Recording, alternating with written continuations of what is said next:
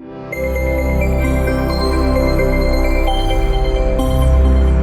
to do, whether you're tokenomist, whether you're in crypto or not, or you just want to learn more about that topic. I would presume pretty much everyone here has some interest in crypto, because I guess the topic is relevant only if you had some prior exposure to tokenomics.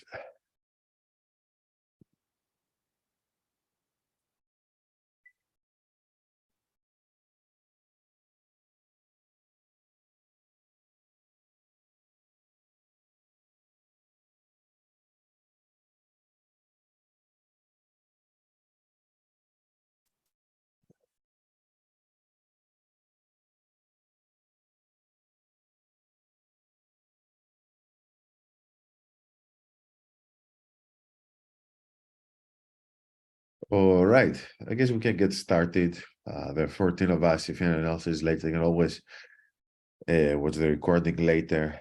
Give me a second to share my screen. I hope you hear me all right. Sorry, my nose is completely blocked because I'm a bit ill. Cool.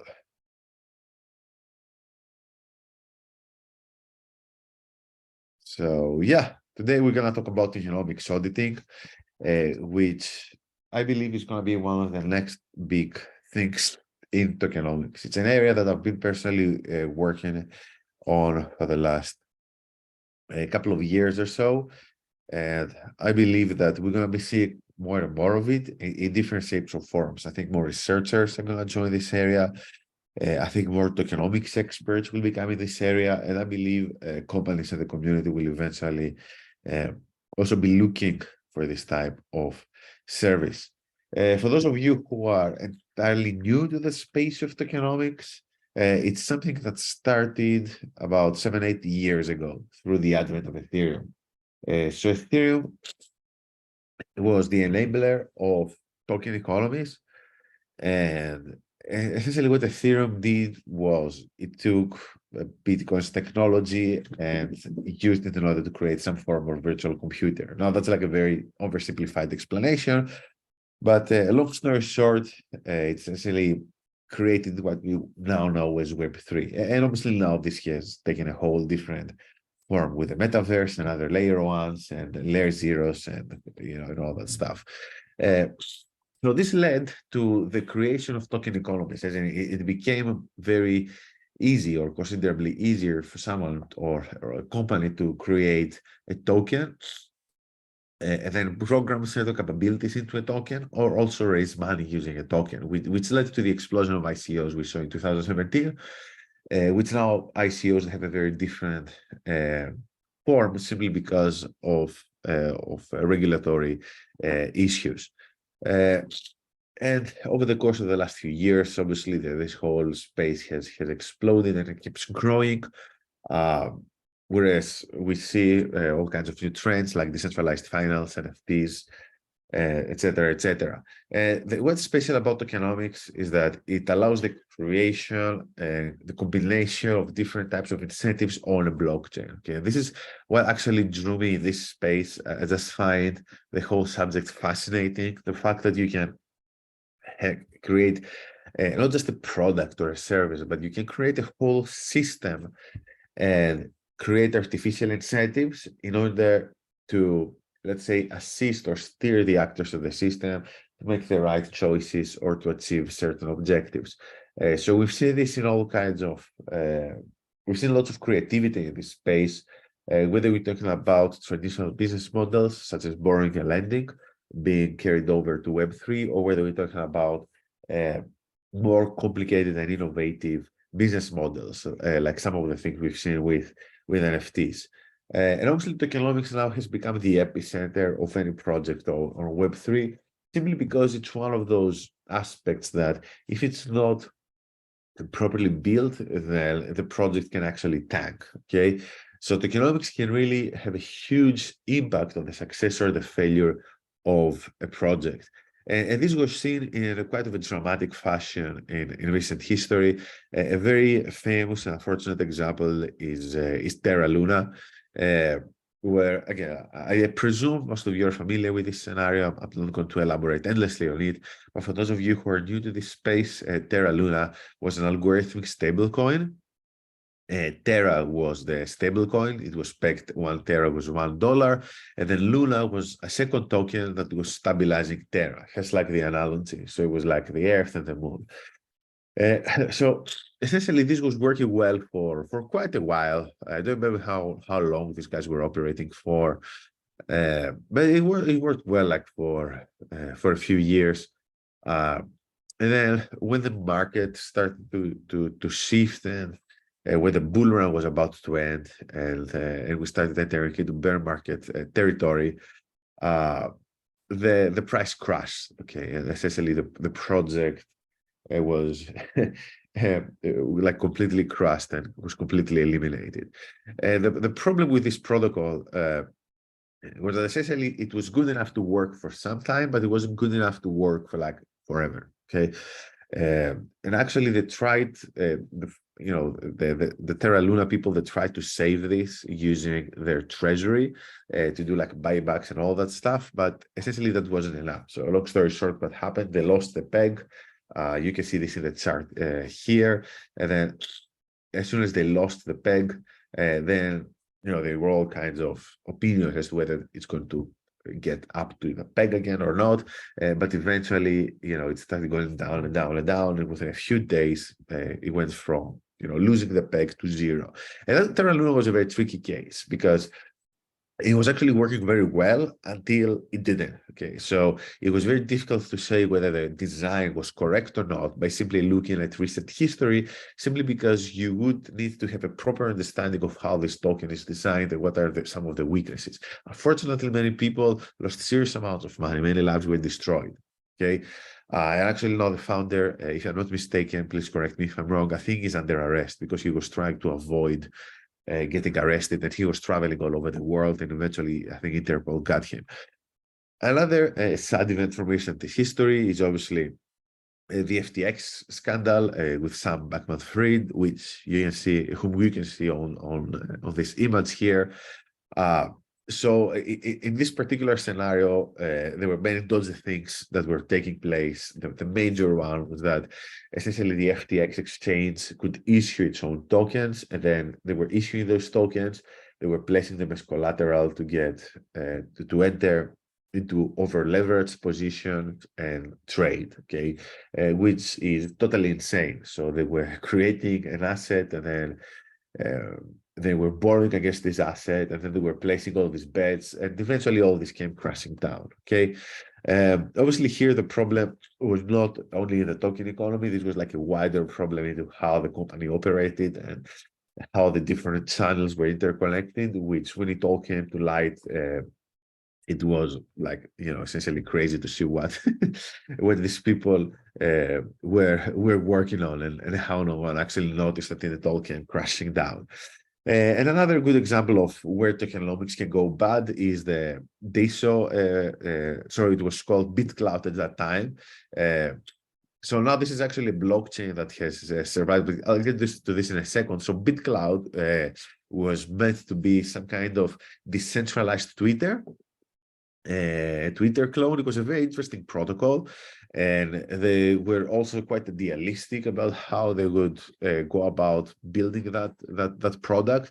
So their vision, the vision of the founding team was to reward creators. So anyone could create an account, and then you could actually get rewarded based on what you're posting. Other people could send you like money through likes and social gestures. But also something else that was particularly interesting was that every person on the platform had a creator token, and other users could buy into your token. So this is actually where things went wrong, because while this mechanism was interesting, they used some type of bonding curve mechanism in order to determine the value of a creator coin. So what this means is that the more creator tokens that would be acquired, the higher the value of the creator token would be. Okay, so, and while this looked like cool in practice, in theory, sorry, in practice, what happened is that this incentivized rug pulls. So creators would try to seal their own coins. And then once users would start buying into those coins, then the price of the coin would go up. And then this is the fun part. While the price of the coin would go up, the creators were by design the main holders of their coin. So the moment the price could go up, they were actually incentivized to just sell, and then this caused like lots of rug pulls, and obviously this led to a lot of loss of faith in the platform. And then eventually BitCloud shut down, and now it has transitioned to something else, which again, it's unfortunate because the founders didn't really meant to defraud anyone, and this is not what happened. It's just that the tokenomics design wasn't appropriate for that particular case, for that particular use case. And now this has transformed into what is called DISO, which is a blockchain for decentralized social. And all BitCloud is now renamed into Diamondtop, and they have like some other applications there. I mean, I really hope these guys do well, because it was actually an interesting idea, and they just had very poorly designed tokenomics, this one major flaw which killed the project. Another example of bad token economics is Axie Infinity. Okay, so Axie Infinity is a very famous game during the peak of the metaverse craze, which I think this was around the end of 2021, when Facebook changed its name to Meta. Axie Infinity was like very, very hot.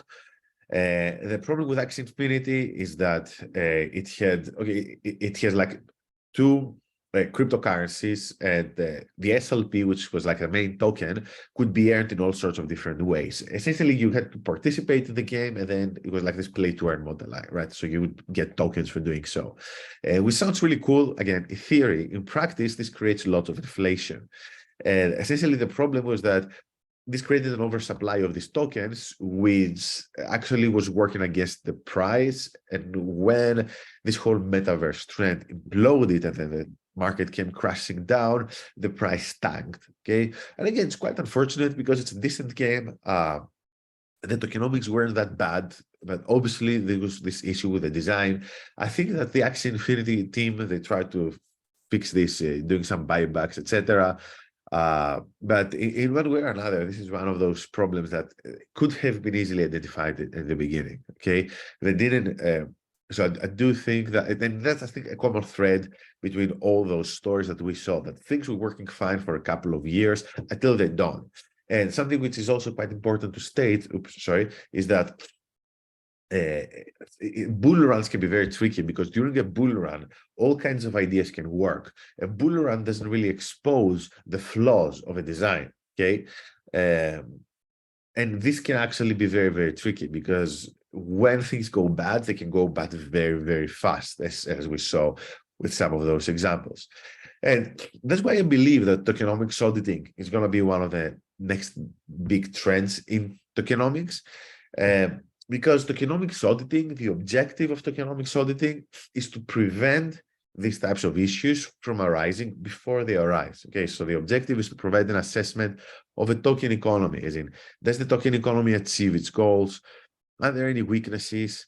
Is there anything that the user or investor would need to be aware of, right? So Terra Luna was promoted as the stable coin. So the founder was saying, DAI will die. DAI is like another type of stable coin with a much more boring but safe design, which actually didn't die. It's still around. Okay, so in the end, I guess it was better than Terra Luna. So really, the objective of tokenomics auditing is to ensure that the right pillars are in place, any challenges can be fixed before they arise, and if a particular design has some inherent risks, and this is just the way it is, and there's nothing that the company can do about it, there's nothing the project can do about it, at the very least, the users should be aware of this. And again, that's not like a crazy idea, it's something which already exists in the financial markets. So we have the Moody's ratings, we have like for countries, as well as for corporations. We do have credit scoring for individuals, but it's crazy that someone would invest millions, for example, in Terra Luna, and there was no, let's say, board of tokenomists saying, hey, Terra Luna should be ranked as, double B or whatever. Actually, you'll see later on how we go about the ratings and rankings, okay? And what I'm going to present now is an overview of a paper that is about to be published in the Journal of the British Blockchain Association, which is the first framework for tokenomics auditing. Personally, I doubt it's going to be the last, okay? Simply because it's the first. And I do believe that any person in this audience who works in tokenomics will probably going to have some of their own ideas. They'll probably will want to add some more things into this framework. But what is important for me is that I put this out there, okay? And then that's like an open call to the tokenomics community to work with this, to improve it, to propose something different, something ideally better, because at the end of the day, this makes Web3 a safer space for all of us. So the auditing framework is based upon the following pillars, okay? The business token interaction, allocation and distribution, which many Web3 users, they believe allocation and distribution and tokenomics are synonymous. They're not, but it's a very important part of tokenomics, structural analysis, and stability and stress tests, okay? So the business token interaction refers to whether the tokens improve the current business model, okay, and whether they're nice to have or an essential part of the business model. So this is something, a very big weakness that of the whole ecosystem that was first observed in 2017 during the ICO craze, when we saw many projects using tokens without really needing to use tokens. They were like, oh, we going to take, I don't know, like this model, which is using fiat, let's say supermarket points, and then we're just going to replace this with tokens. Okay, so something like silly like this. And then most or all of those models, they died. And now in DeFi, we've seen, let's say, the other end of the spectrum, useless models, no real economic value, but like they're so complicated that it's not really easy to see but just looking at the model whether something is wrong or not, okay? And this is where really this pillar comes into play. That's why I have Olympus DAO here, the Olympus token, which is like a very famous project that created the DeFi version 2 narrative with some very good ideas, but it was largely in Tokenomics schemes, okay? It wasn't really adding any other value. It was something that can work well during a bull run, but because it wasn't adding any value, it was largely a Ponzi scheme, it came crashing down. And this is where like all these different parts come into play. Then the structural analysis is the second and let's say the biggest part of this work, okay? Where structural analysis, what we do is we use tools like we map out the value flow of a token. We use game theory. We use like different types of tools, maybe borrowed from statistics, in order to try and understand really what, whether actually the project achieves its objectives and whether there are any types of weaknesses. So in terms of the cash flows, in terms of the cash flows, for example, we try to identify whether there's actually more cash that is going to come in than is going to be produced, like demand and supply, essentially.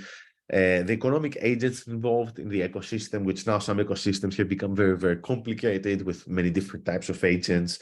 So, for example, you have like governance and speculators and the actual users and nodes and whatnot. Demand drivers and whether there are any levers that the project can use in order to affect demand in any way. Obviously, a very common lever, is APY, but there can be like other levers at play. Governance and whether there are potential issues with governance, such as whether a malicious majority could ever take place, and also empirical proof. So this is something that I have used in the past. By empirical proof, I mean whether there's proof that some of the mechanisms proposed have actually worked in some other context. So going back to the example of algorithmic stablecoins, we know that even Terra crashed, it could actually work for quite some time. So this means that from that perspective, this was like a natural experiment demonstrating that algorithmic stablecoins can work, just not forever, okay? And obviously, this is where we can also use methods borrowed from statistics. So going back to the stable coins, when I was auditing the BankX token, I collected statistics from different types of stable coins in order to understand how much they fluctuated around the peg based on their design. That's one of the most open-ended, I guess, aspects of an audit, and one I very much enjoy. And I believe that as auditing, as more and more tokenomists work on auditing, we're going to see lots of creativity in that area. And then the final part, which is my favorite, is around simulations. So it's around stability and stress tests. Again, maybe that's something new for many people in tokenomics and for many people in Web3. However, that's not really different to stress tests that financial institutions have to go through. And I believe this is where simulations can play a very important role. Obviously, there are very different types of simulations, from going down really granular to the agent level, all the way to, let's say, simulations on a more high level, focusing around the price and price shocks. Again, it's something that probably in the next few years we might see some kind of standardization. I have my own preferences as to how I go about simulations, and this is what really most of my work has been about. But I'm sure that other tokenomists will have their own tools and methods and preferences. And the first point that we want to check in this case is how exposed to shocks is a token. So is a simple shock going to just send it crashing? Does the token appreciate when simulated? And what are the conditions that will prevent appreciation? Again, it sounds very, really trivial, and like, oh, how can you study this? But I mean, go back, for example, to Axie Infinity. You have a model where you can see that the token appreciates in value only under certain conditions, right? So you have to figure out how to remove some of those unnecessary supply pressures. And finally, feedback loops, which can occur in all sorts of contexts, which could cause implosion or explosion. Okay, they can cause this type of excessive volatility, which favors pumps and dumps, or sorry, or it can cause all kinds of issues. And this is often a structural issue. However, it can become, let's say, more of fine-tuning a technical issue in scenarios where you want to keep the feedback loop, but you just have to figure out a way to optimize it. And I believe that many protocols in DeFi fall under this category. This is an example of a token lab. It's actually a tool I'm working on. It's a library. If anyone is interested in this, just let me know. It's like on a private Git, but I'm just sharing it with people that reach out to me directly. And there are some example notebooks that you can use. And it's like one of my, it's part of my effort to standardize the space of tokenomics and tokenomics auditing. It's based on, it's obviously a simulation library, and I'm trying to go for a higher level of abstraction, not down to the agent level, more like assumptions around the user growth, what the holding time will be like, things like that. And then, perform 100, 1,000 simulations, Monte Carlo fashion, and see whether the assumptions hold true. What you see on your screen is a very simple example of a token economy that experiences smooth appreciation as the result of collecting fees from its users, like the most vanilla basic example of a token economy. Something else that this framework can provide you with. So like the framework, you'll see, I think is the next slide or the one after next, is essentially a bunch of questions, some of which they require further analysis in order to answer properly. The framework gives back a score, which depending on where a project ranks, it can be assigned certain letters. Okay, so again, this is like a simplification, trying really to match what is happening in the financial services sector. And ideally, every project should go for a AAA, but you might see that certain projects do not really fulfill this type of, they cannot really achieve this score. And in certain cases, this is fine, right? So maybe some projects they're inherently riskier than others, and maybe this is fine. And it's not really a problem as long as the projects and the users, they are aware of this. And this is an example of applying this framework to Terra Luna. So, the framework obviously has more questions, but what this slide shows is how certain answers actually affected the final score. Okay, for example, algorithmic stablecoins require a critical mass of users. Demand was not fully controlled by the protocol. Rewards were largely speculative, even though they were actually trying to fix this. So maybe it's not entirely fair. This is about speculation again, and so on and so forth. essentially, and also there were like some Ponzi-like elements which weren't part of the core protocol. Again, maybe it's not entirely fair on Terra Luna, but it was part of an outside scheme that Terra Luna participated in, called the Anchor protocol. So once you take all that, we end up with a score of double B. Okay, so what double B means in this context is, as I explained at the beginning of this presentation, that yes, Terra Luna was not a bad protocol, but obviously it wasn't perfect. The problem was that they promoted themselves, and actually the belief did themselves that they were perfect and they would be the stable coin to dominate and they would be the major force in crypto. Okay, and the problem with this statement, the problem with this belief is that it caused financial ruin to thousands of users, thousands of Web3 users. So double B means, yeah, it's okay, but it's not perfect. So invest in your own, being aware of the risks. And again, this is where I believe tokenomics auditing can be very useful. Maybe some other people have different opinion, and that's entirely fine. Okay, I believe that actually having an opinion around that matter and having a methodology and being able to provide a score is more important than what we had before. And eventually, through this collective effort, I'm pretty sure that we'll see some elements of standardization in this space in the next few years. That's my hope and my aspiration. And talking about the future, I believe that in the next 5 to 10 years, this might be an actual legal requirement. Obviously, that's a bit of a guess, because I'm not a regulator, but we see that there is let's say, a trend trying to regulate crypto, and it's quite likely that at some point, once the space of tokenomics matures, we might observe this type of we might observe something like this coming into effect. What I'm 100% sure is that within the next 1 to 2 years, or in the next bull run, some projects will be asking for this as a form of virtue signaling. Okay, so it will be a community requirement, essentially. And as I mentioned, this is only the beginning. Okay, so I believe there's a lot more work to do. Many things are still taking shape. This is like the framework, which I'm more than happy to share with you. If you reach out to me after this event, I'm going to be sharing some details to speak with me and speak with my team.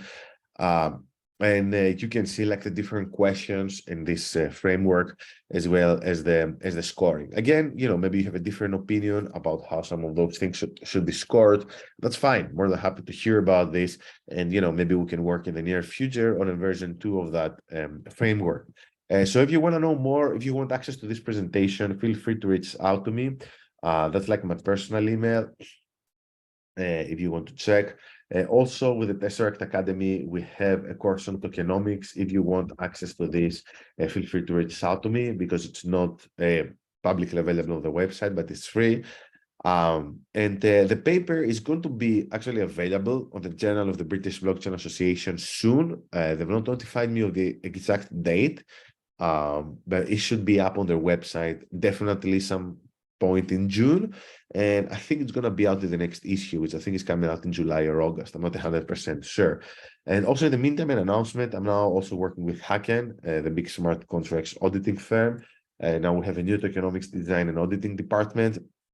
If you're interested in this type of service, make sure to speak to my assistant, who's Calendly. I just copy and paste it on the chat. So that was it for me. I hope you enjoyed this, and yeah, let's hear if you have any questions.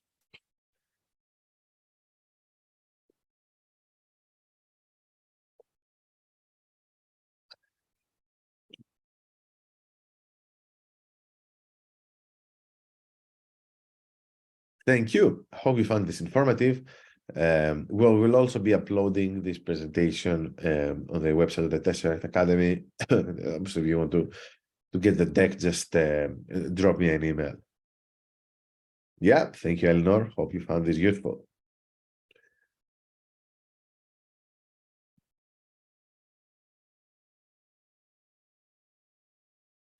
All right. So if there are no, thank you, Jerry. So I guess if there are no questions, you got my I always have questions if there is. Yeah, sure, go ahead. So first of all, thank you for the presentation. It's super awesome, and I'm very very excited to see what you're working on, and then I wait for the article. I have quite a general question that I'd love to hear your thoughts about. So, for example, I was thinking about Michael Zargam's article, Engineering Ethics in Web3, and specifically the idea about ethics and responsibility when designing token economies, and the idea about who the designers are responsible to. So responsibility potentially towards all of those who might be affected by that economy, and not just so might even be more than just the stakeholders. So I was wondering, what's your view on some of those topics here? So who you think, like, how do you think people who design token economies should think about their responsibility, who they're responsible for, and how to make sure that their design is a responsible design? Yeah, that's an excellent question. Thanks for that, Alex. I think that the tokenomists, they are really responsible to the whole of the Web3 community. The reason being that, for example, Terra Luna was a stable coin. I mean, I keep coming back to this case, but I think it was one of the most spectacular failures of tokenomics ever. And because it was a stable coin, there were users who held assets there, and they believed it was something safe, in the same way that, you can just leave money at a bank and you assume that it is safe. Yeah, I guess it's, safe up to a certain amount. But anyway, it's quite safe, right? Like, we can all agree on that. And that's a problem. Like, these people were just common users. They weren't necessarily investors. And this is what's really, really tragic. And obviously, let's not forget, there are I think, many cases of fraud, okay, of deliberate fraud. So designs which they are created, they're created with Tokenomics in mind, right? So the actual intention behind the design is to just make money as fast as possible and capitalize on a bull run, and that's just about it. So I do think that this call for ethics in this space is simply a reaction to so much of the trash that we've seen, either trash because of, the founders or tokenomists being incompetent, or maybe overly confident in certain cases, or not incompetent per se, or because of actual malicious agents who are really trying to,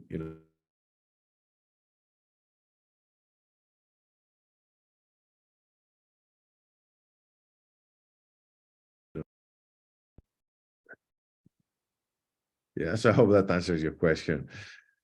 The last several words, I didn't hear them because it seemed that you froze. Could you Okay, repeat the sorry. last sentence? Yeah, no, I saying that I think that this article you mentioned, I think it's simply a natural reaction to what we've seen in this space, where we've seen lots of, let's say, incompetency on one end of the spectrum, but also malicious agents, right, trying to really take people's money. So that's why I think we hear these concerns being raised, and they're like 100% valid. Hopefully, some work like the one I just presented will actually help with this type of problem. And maybe not cure it completely, but I do believe it's a step in the right direction. Thank you. Well, actually, that's sort of why I was so happy to see that you were organizing the event, because I feel like there should be more in general more discussion about that. So I sort of come now from token engineering angle, and I've seen that some people say that when they have clients who are using their token engineering approach or tools, very often what happens is that the clients first come for something else, but then in the process of discussion and sort of maybe educating the client, they realize how useful it is to think about appropriate design of the token economics and so on. So it seems that there is a lot of educating that would really be useful in a whole Web3. So yeah, I completely agree. I completely agree. I think that's my experience as well. Like, I start working with someone and then realize that what they need is like a redesign, maybe rethinking part of the service and part of what really they're trying to achieve. And education is spot on. Like, in many cases, the Web3 community is hiding behind jargon and buzzwords. Many of those concepts already exist in other areas, usually in mainstream finance. And by simply obscuring certain innovations with jargon, they can make them seem cooler than they are. It's like when Sam Bankman-Fried was on an interview, and he was describing the whole reward mechanism, and the way he described it, it was essentially a Ponzi. And he was saying things, oh, in my world, you can take a box and then you end up having two boxes. And it didn't really make any sense. But it sounded as if he kind of like believed it himself, right? Because he was using all this jargon and all these buzzwords, and somehow he made this make-believe world where economic principles no longer apply for whatever reason, simply because it's in a digital space. Again, it's one of the insane things we just witnessed, I think, during the last bull run, really. I think just what you said, that there's too much sort of coolness and overconfidence and wanting to take the novel ideas, trends, and very quickly start implementing them and selling them, and not enough of sort of like slow thinking and checking. But I see that there are some questions, so I don't want to monopolize your time. Yeah, we'll shift to go like in 5-10 minutes or so. But yeah, no, thanks, Alex. That was like a great, some great points. Definitely worth following upon. Probably at some point we should do like a tokenomics get together in London anyway. But yeah, I think it would be a great idea. But I see there's comment in chat. I don't know if you've noticed. Yeah, I see Mark is asking about the V token model. If you want my personal opinion, I like it as a design. I think it has certain uses because it makes those who hold governance votes more, they have some skin in the game. But it really depends on the implementation. Like Curve, I'm not really deep into Curve. I know some of the problems they're trying to solve with the V token model, and I'm aware of this deliberate bribing that goes on. But I'm not so active in that community to know the nuts and bolts of it.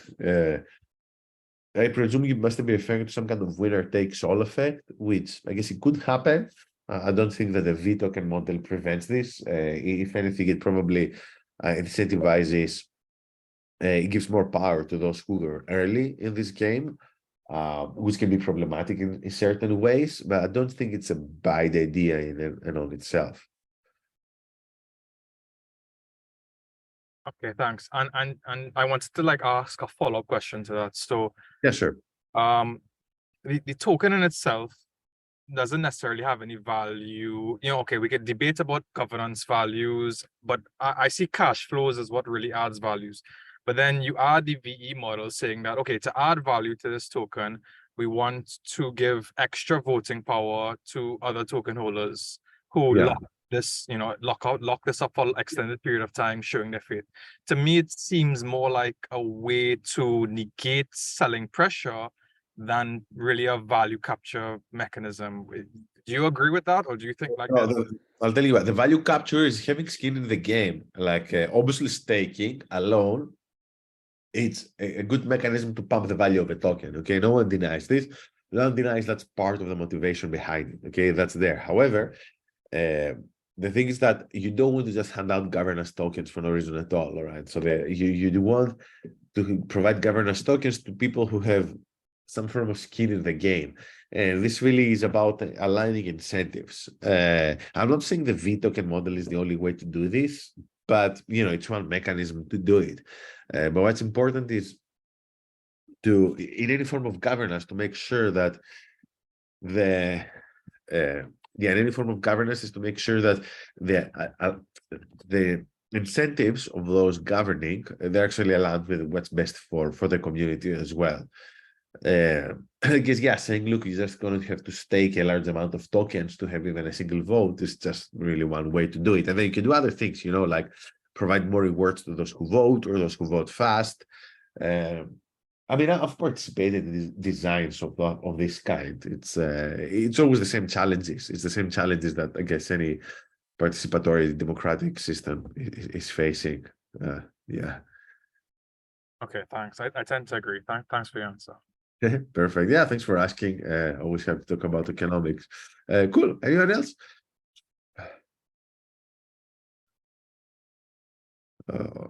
Right. Okay. So I hope you enjoyed this. Sorry, like my, hope you could hear me clearly because as you see, I'm a bit ill, or I don't know, maybe it's an allergy. So my voice sounds a bit funny, but thank you very much. As I mentioned, if anyone is interested in any of those topics, feel free to shoot me an email. There's also the Tokenomics course for free I can share with you. And if you're actually interested in us designing a token economy for you, now I'm working with Hacken, so feel free to just book a call directly with my assistant. Thanks, everyone, and hope to see you soon in some other of our events. Have a good rest of the day, everyone. Bye-bye.